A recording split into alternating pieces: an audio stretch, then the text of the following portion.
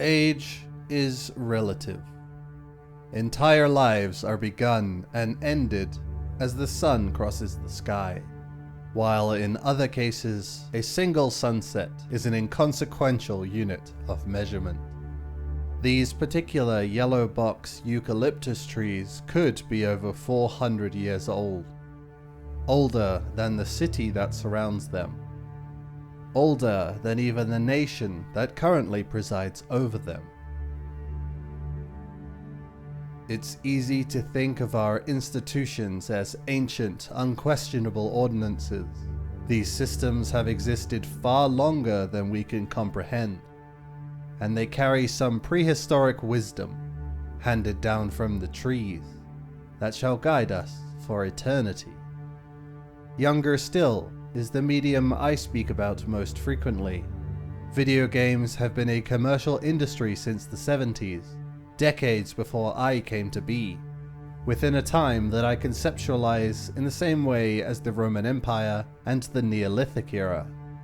Far before my beloved Deadly Premonition was released, video games were a burgeoning industry, and each of the genres we now cherish would have had to be proven valuable enough to join the pack. Shooters and platformers had to drag themselves from the primordial ooze to take their seats within the pantheon of possibilities.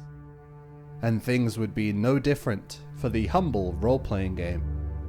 Business is inherently risk-averse. Video games were more like toys in the early days, short, flashy, and hyper-stimulating. While video game businesses knew audiences enjoyed a slower pace on occasion, trying to capture the essence of the likes of Citizen Kane within a video game was often considered far too risky, and ultimately shunned by the largest developers. Those who wish to create something as lengthy as a role-playing game would have to do so independently. Ultima, Final Fantasy, and The Immortal were made by tiny teams or lone developers, demonstrating that it was indeed possible to create these games and do so successfully.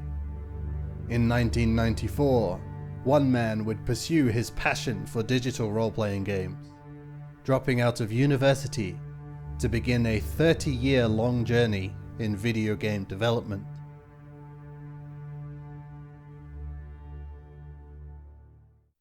Indie games have become a bit of an institution all their own, now hosting oxymoronic specialized indie game publishers and regularly achieving blockbuster award and sales successes. This was practically unheard of prior to the explosion of popularity indie game producers experienced around 2010. Previous indie projects certainly existed, but would rarely make much of an impact, and their notoriety would soon fizzle out. This has been Spiderweb Software's experience throughout the studio's entire existence. After sharing a few small projects with friends in the early parts of the 90s, Jeff Vogel found that his first commercial release, Exile: Escape from the Pit, was financially successful enough to support himself and his wife. Exile received 2 sequels in the 2 years after its release, as Jeff squeezed all of the potential from his assets as he possibly could. This culminated in the release of the Blades of Exile tool that would allow users to create their own RPGs with Vogel's Exile engine and share them with each other. Afterwards, Vogel ventured into a historical setting with his next game, Nethergate, before disaster struck. Nasdaq stumbled, losing 9% in a few days. I wonder how many people really did get hurt. I lost $100 million. What seems incomprehensible is how forecasts of revenue and spending could have been so wrong. The bigger cap NASDAQ stocks like the Oracles and Microsoft, and they account for a big percentage of the NASDAQ. So those stocks, if they give way here, they can actually plunge the NASDAQ into new lows. At the heart of it was the mad scramble by bankers and venture capitalists to take hundreds of unprofitable young internet companies public. The internet is so revolutionary that the usual rules for valuing a stock, such as revenues and earnings, no longer apply. Kind of felt like the designated driver at a New Year's Eve party. You'd come in and say, hey, guys, this isn't going to turn out well. So there's been a few disasters.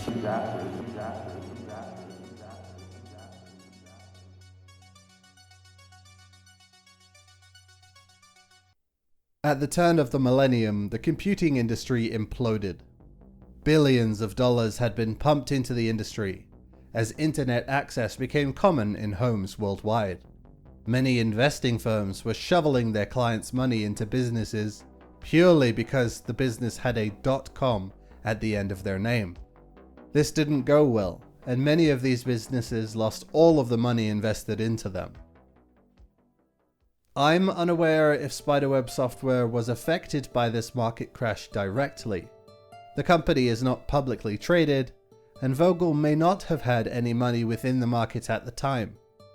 But the lack of trust surrounding internet businesses was enough to cause issues. We decide to go independent. We break from Fanosoft and we start doing everything ourselves. To do this convincingly, I have to gain the ability to take credit cards. Now at this time, no bank will trust me because nobody seriously believes it is possible to make a living, make money on the internet. They think I'm going to collect a bunch of credit cards and then fly off to Honduras or whatever. So I beg bank after bank after bank, look, I'm a real business. I'm making real money. I need to be able to take credit cards. And finally, one bank, to prove that I'm not a con artist, they asked me for a printout of my website. So I print out my website, I hand it to them, they look at me like I'm a wizard, and then they sent me a credit card swipe machine to go in my apartment, so to order people call me on the phone, and I type the number in with my finger. The difficulties led Vogel to be even more risk-averse than before. Rather than venturing into new intellectual property, the choice was made to remake and expand the Exile games. The original releases of the games were not particularly user-friendly, so adapting to the new wider computer gaming audience was a way of continuing to draw more income from Vogel's first major works.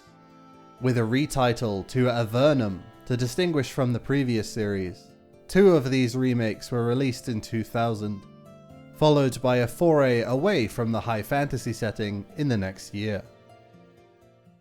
Geneforge takes the base RPG systems within the Exile series and translates them to a wholly new setting.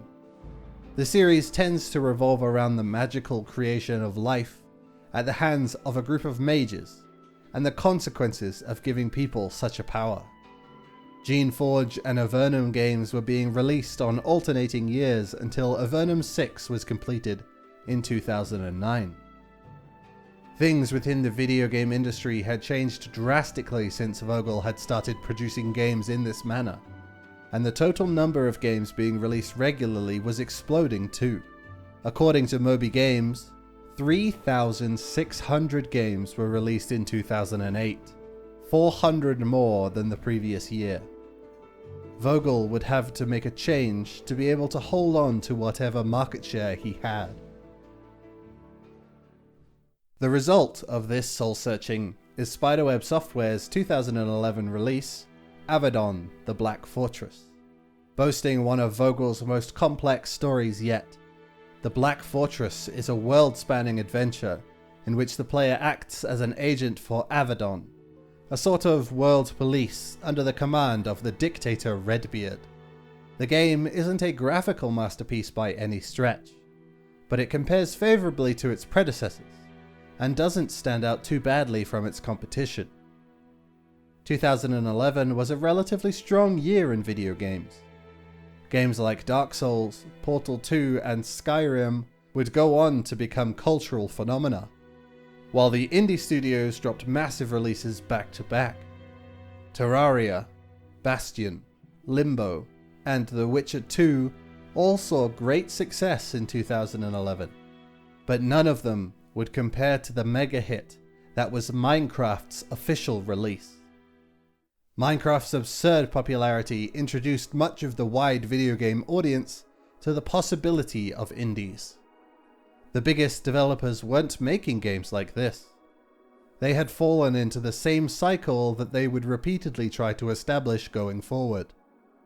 Annual releases, safe ventures into worlds that weren't new or exciting, often including the same brown and grey palettes, and the same shooting mechanics repeated again and again.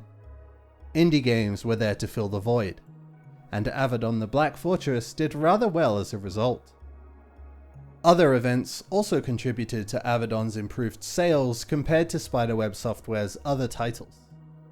Likely the most impactful was the developer's success in getting the game onto Steam. Valve used to be very particular about the games they included on their store, and getting onto the store involved a rigorous interviewing process, a process that had rejected Avadon more than once previously. Vogel was required to present his game at one of Valve's offices, a situation that seems absurd when looking at Steam nowadays. He was ultimately successful at accessing the platform, but Vogel figured that there was more audience to capture. Avadon would be ported to iPad and sold on Apple's store too, drastically increasing potential customers for Spiderweb Software's old-school RPGs. Spiderweb Software has continued to release games throughout the last decade. Avadon received a pair of sequels, the Avernum series has been remade again, and the developer has even embarked upon another new series in Queen's Wish, for which Vogel recently announced the second game's development.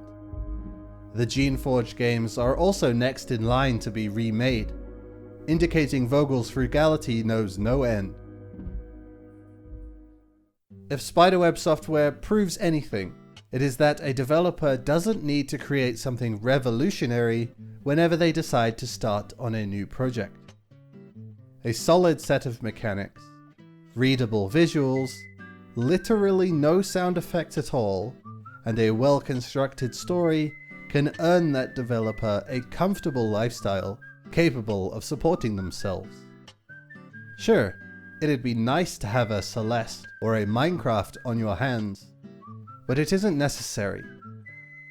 And I found it made me totally reevaluate my desire to create games. But with all that said, let's talk about this game.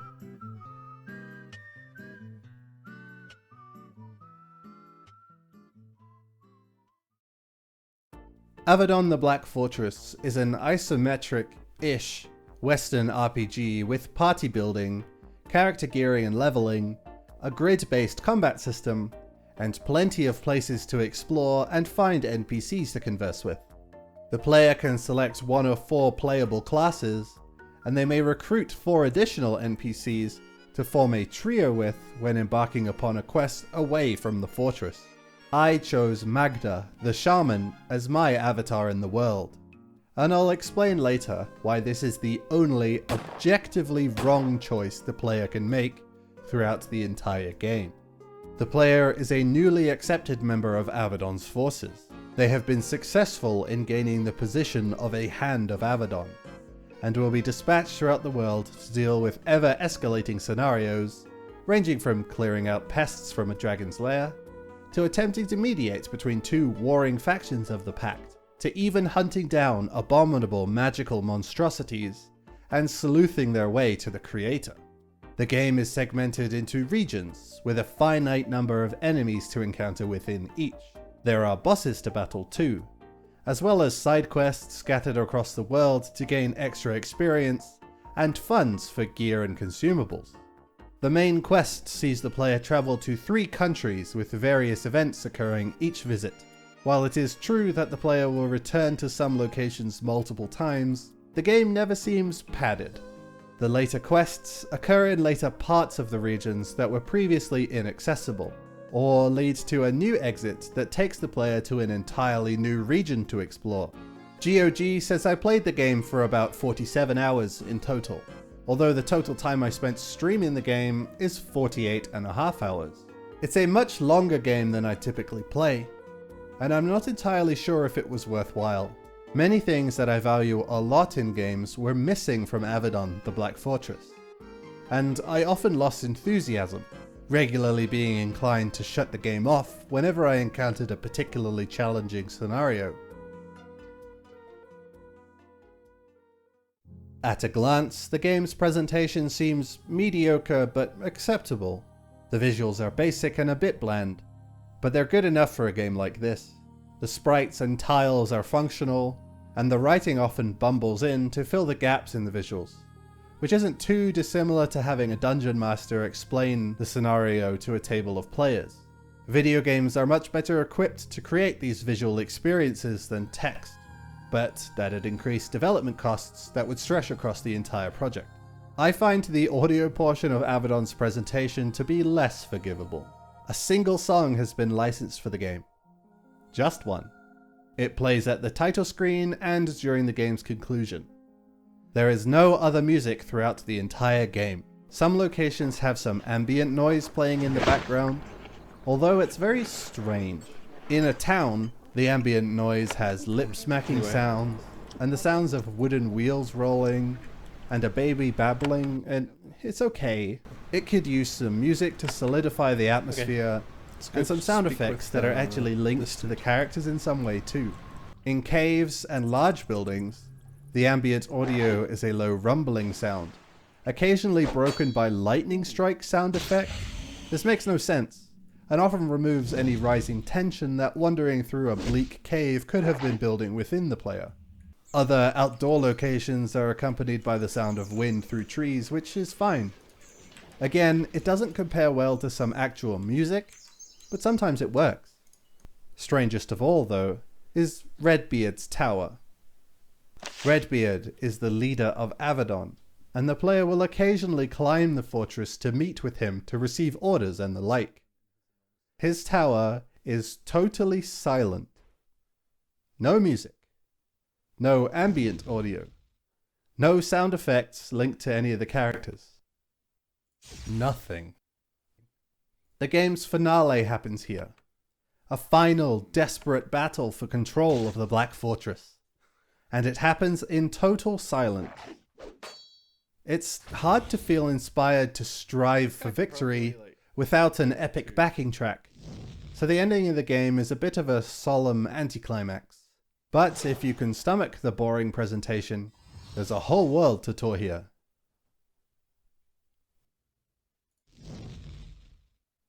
Linnaeus is a large round continent on which all of the events within the game occur.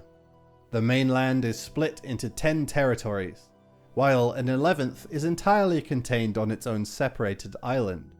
The 5 of these territories located centrally on the continent are members of a coalition known as the Pact. The Pact is a fairly uneasy alliance, narrowly held together by the enforcement of edicts issued by Avadon by the fortress's military force, referred to as the Hands. The various territories the player visits throughout the game are surprisingly diverse, and there are people to meet from lands the player doesn't get to see firsthand. This world is well realized despite its simple appearance.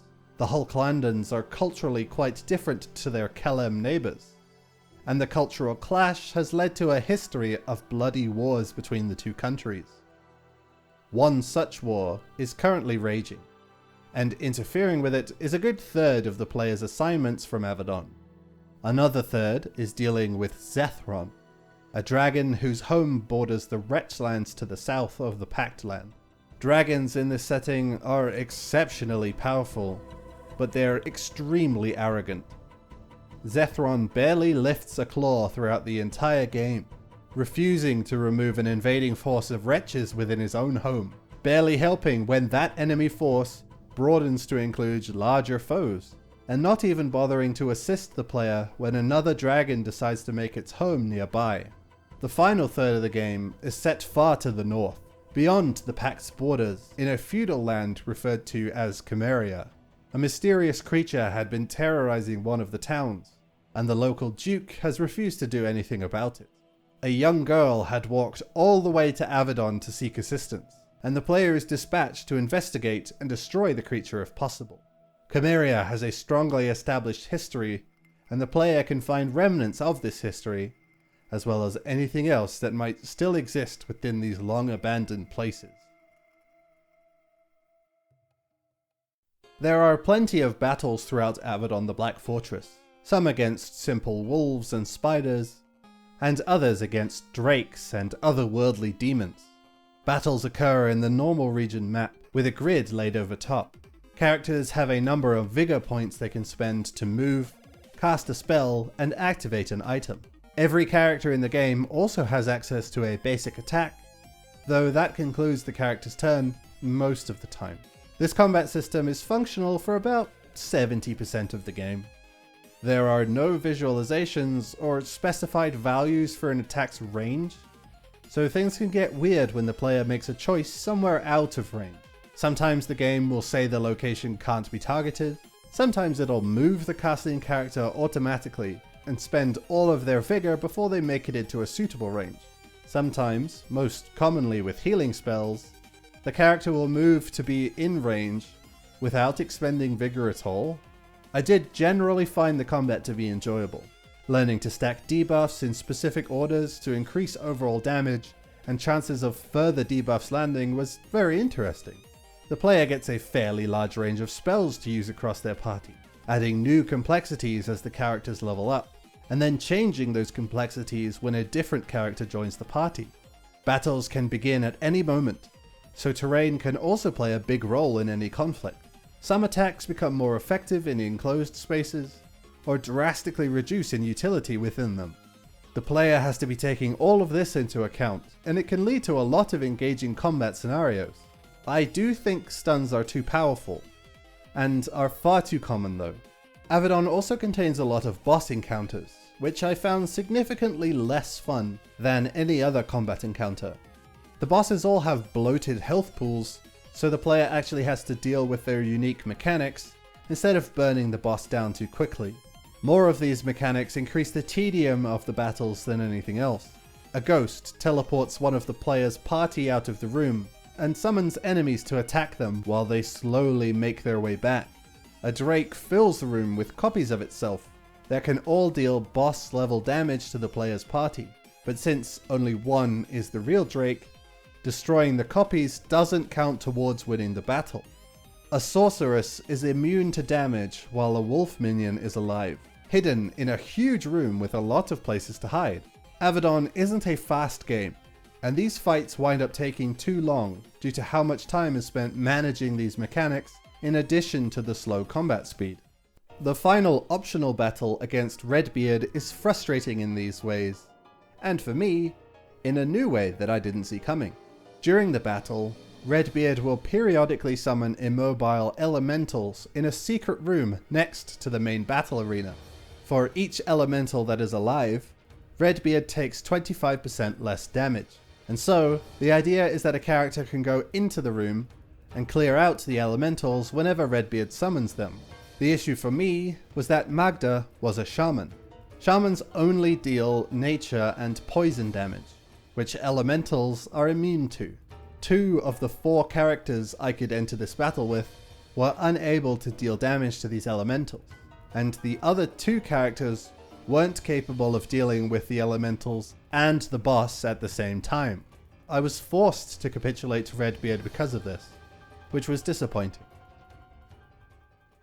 The narrative of this game has a lot of anti-imperialist themes, often told from the perspective of those who are currently being, or could soon be, crushed beneath the Empire's boot. The residents of the villages the player visits often refuse to engage with the player's party. They're part of Avadon, the self-appointed world police, who continually criminalize every aspect of the local culture until everybody is a criminal, justifying escalating their military action in the area, which inevitably ends in destruction. When the player's avatar first arrives at the fortress, they're introduced to all of their party members, who all seem to have something to prove. Nathalie had been waiting for something to come up that would allow her to prove herself worthy of being sent out into the field. Sevelin wants a means to atone for his mysterious past. Shima seeks a way to restore his clan after they were totally destroyed by their rivals. And Janelle had been coerced into working for Avadon as payment for rescuing her from the wilds of her homeland. Each doesn't really owe much allegiance to Avadon, and they each become disillusioned with the fortress's activities for their own reasons. The game often asks the player about their thoughts on this, And I find some of these answers kind of ridiculous. What kind of person would be told about all of the evils of Avadon, repeatedly, and then be totally fine with them? The player can plot to destroy Avadon entirely, take control of it themselves, work toward trying to fix it from the inside, or just continue to keep pillaging, torturing, and genociding everyone in their path. Those outside of Avadon who commit evil themselves would rather die than be captured alive and taken to the fortress's dungeon. The Hands are constantly accosted by foreigners who would enlist them as inside agents against Avadon, and the game ends at the fortress's infiltration, aided by someone who seems like they'd be the most loyal to Avadon. It's a very ambitious video game narrative, full of complexities, but told in a way that anyone could follow. The game never lies to the player, but often characters will say things that clearly have secondary meanings. I don't think it would be as strong if it were divorced from the gameplay, but the story's muddiness of morality and the obfuscation of the writer's intentions are rare in video games, and I applaud Spiderweb Software for succeeding in this. Avadon the Black Fortress was tough for me to get through. I had imagined I'd be a member of its target audience, but I don't feel that way anymore. If you often play games on mute, or you're a big reader and enjoy the occasional video game, then I think this developer might be a new favorite for you. If you like more stimulating games, then I don't think you'll get much out of Avadon the Black Fortress. And your tastes are more in line with mine. If you're a streamer, then this game is not going to do you any favors. Avadon the Black Fortress is the kind of game someone makes when their goal is to make a comfortable living. Any of us who fantasize about becoming video game developers typically see a future where the game is a super smash hit, and we're catapulted into superstardom for our great art. And while that is certainly possible, it isn't the only path. Spiderweb Software's games are designed to be popular among a very niche market. But that market is plentiful enough for the studio to continue operation. The Black Fortress's art is simple, and the game regularly reuses visual assets to keep the costs down. The audience knows this, and they accept it. The game's soundscape is close to empty, and the player will occasionally be thrown a block of text to chew on for a few minutes. This experience is what the audience is paying for. Your hardcore precision platformer might explode into the next Meat Boy or Celeste, but it probably won't, and that's okay. So long as you can get enough people to buy it, you'll be able to roll the dice again with your next project. Spiderweb Software is evidence that it's not only possible to do this, but it is sustainable. And I think that that is damn good inspiration.